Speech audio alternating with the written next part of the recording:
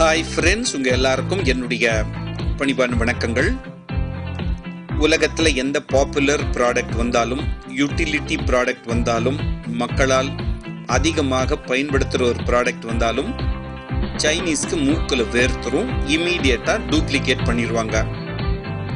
சரி, சாதாரண கன்சியூமர் ப்ராடக்ட்ஸில் தான் அப்படி பண்ணுறாங்க, கன்சியூமர் டியூரபிள்ஸில் தான் அப்படி பண்ணுறாங்கன்னா, இப்போ அவங்களுடைய நரி தந்திரத்தை பயன்படுத்தி ஈட்டபிள்ஸ்லையும் இந்த மாதிரி டூப்ளிகேட் ப்ராடக்ட், டியூபியஸ் ப்ராடக்ட்ஸை பண்ணுறதுக்கு அவங்க முன் வந்துட்டாங்க.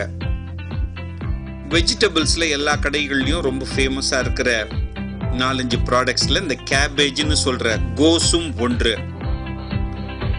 அது செடியில் வளர்ந்து தான் நம்ம வீட்டுக்கு வருதுன்னு நம்ம நினச்சிட்டு இருந்தா இனிமேல் அந்த ஐடியாவை மாற்றிக்கங்க.